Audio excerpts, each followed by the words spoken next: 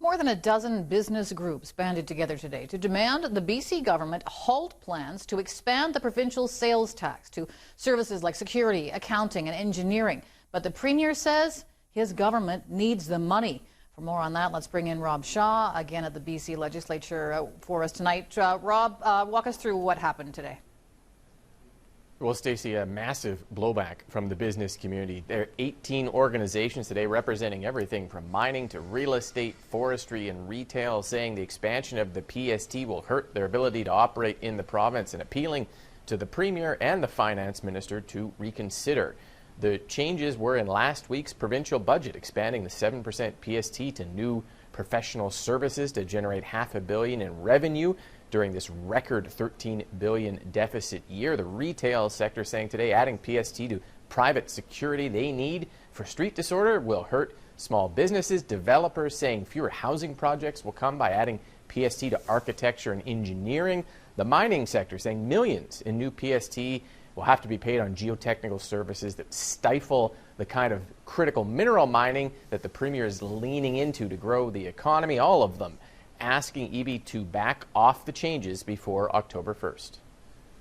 Rob, let me be clear. This government has a spending problem. $4 billion in taxes that are impacting British Columbians across the board, businesses across the board. That is why we're calling for this PST expansion to be stopped.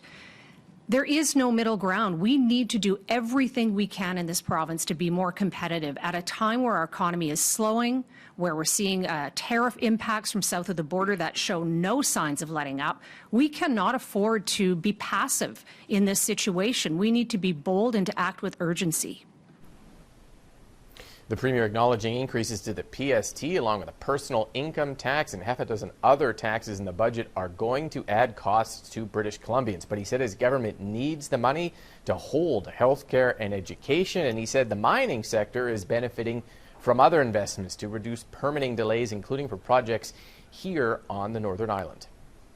Frankly, a difficult decision. We don't want to put any additional taxes on anyone. It doesn't matter whether it's businesses, individuals, or families. We made the decision to add PST to professional services, accounting services, and other professional services, just like we have PST on legal services. It is an additional burden on the business community, but there are benefits that flow to the business community through the budget as well.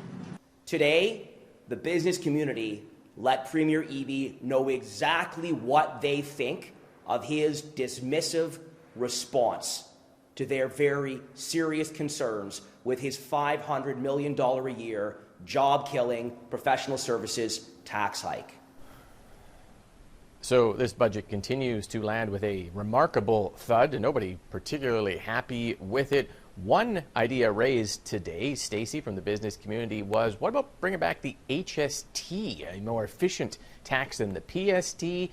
Took about a handful of minutes before the Premier said, no way are we doing that. The HST, three-letter word still in BC politics after the referendum to not go that route a few years ago.